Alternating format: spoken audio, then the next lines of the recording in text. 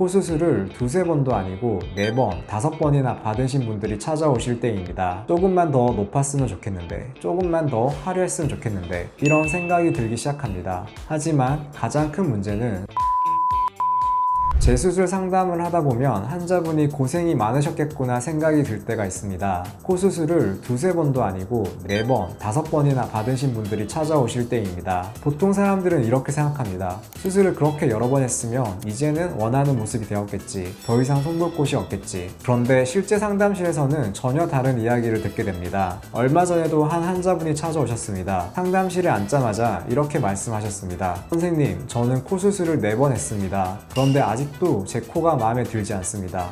이제 어떻게 해야 할지 모르겠습니다. 사실 이분 이야기를 듣다 보면 많은 생각이 듭니다. 왜냐하면 처음부터 아무 생각 없이 수술을 결정한 분이 아니었기 때문입니다. 첫 수술을 하기 전에도 병원을 알아봤고 후기를 찾아봤고 상담도 여러 군데 받아봤습니다. 나름대로 신중하게 결정했다고 생각했습니다. 그런데도 결국 4번의 수술을 거치게 된 것입니다. 도대체 왜 이런 일이 생기는 걸까요? 먼저 첫 번째 수술 이야기부터 해보겠습니다.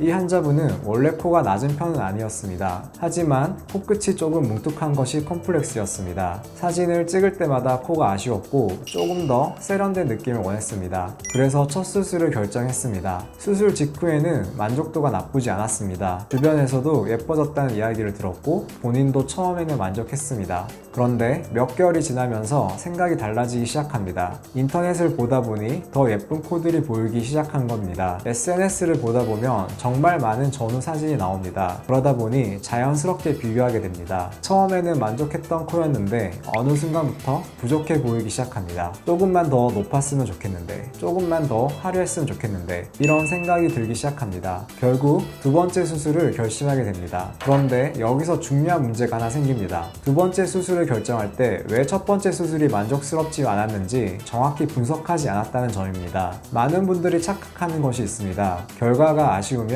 다시 수술하면 된다고 생각합니다. 하지만 그 전에 반드시 확인해야 하는 것이 있습니다. 정말 수술이 문제였는가? 아니면 기대치가 변한 것인가? 이 차이는 생각보다 굉장히 중요합니다. 이 환자분의 경우도 마찬가지였습니다. 첫 수술이 실패한 것은 아니었지만 시간이 지나면서 원하는 기준이 계속 높아졌습니다. 결국 두 번째 수술을 받았습니다. 그런데 이번에는 또 다른 문제가 생겼습니다. 예전에는 코끝이 아쉬웠는데 이번에는 전체적인 라인이 신경 쓰이기 시작한 겁니다. 이게 실제 상담실에서 정말 자주 보는 상황입니다. 하나의 고민이 해결되면 또 다른 고민이 보이기 시작합니다. 특히 코는 얼굴 중심에 있기 때문에 더 그렇습니다. 거울을 볼 때마다 보이고 사진을 찍을 때마다 보이고 남들과 비교하게 되기 때문입니다. 결국 이 환자분은 세 번째 수술까지 받게 됩니다. 여기서부터는 상황이 달라집니다. 첫 번째 수술과 두 번째 수술은 디자인에 대한 고민이었다면 세 번째 수술부터는 조직 상태 자체가 달라지기 시작합니다. 수술은 할 때마다 조직의 변화가 생깁니다. 흉터 조직이 생기기도 하고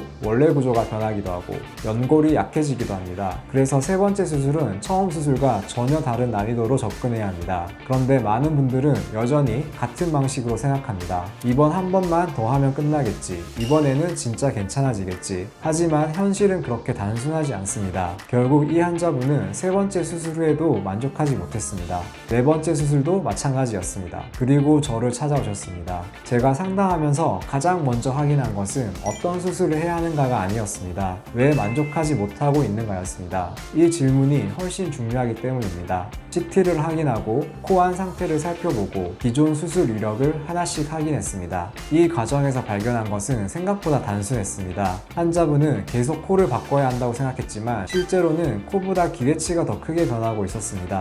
물론 구조적인 문제도 일부 있었습니다. 하지만 가장 큰 문제는 수술을 할 때마다 원하는 목표가 계속 달라지고 있었다는 점입니다. 처음에는 자연스러운 코를 원했습니다. 두 번째는 조금 더 화려한 코를 원했습니다. 그 다음은 더 또렷한 코를 원했습니다. 그러다 보니 매번 결과가 나와도 만족하기 어려웠던 겁니다. 사실 재수술 상담을 하다 보면 이런 경우를 생각보다 자주 봅니다. 수술이 실패해서 재수술하는 경우도 많습니다. 하지만 실패가 아닌데도 재수술을 반복하는 경우도 있습니다. 그 이유는 기대하는 결과와 현실적으로 가능한 결과 사이에 차이가 있기 때문입니다. 모든 코에는 한계가 있습니다. 피부 두께가 다르고 연골 상태가 다르고 조직 상태가 다르고 이전에 받은 수술도 다 다릅니다. 그래서 같은 사진을 들고 와도 누군가는 가능하고 누군가는 어려울 수 있습니다. 그런데 이런 설명 없이 디자인만 쫓아가게 되면 재수술이 반복될 가능성이 높아집니다. 재수술은 단순히 다시 예쁘게 만드는 수술이 아닙니다. 현재 상태를 복원하고 무너진 구조를 다시 세우고 장기적으로 안정적인 상태를 만드는 것이 중요합니다. 제가 재수술 상담을 하면서 가장 많이 듣는 말이 있습니다. 선생님, 이번에는 마지막이었으면 좋겠습니다. 그 말을 들을 때마다 환자분들의 마음이 느껴집니다. 수술에 대한 기대도 있었을 것이고 실망도 있었을 것이고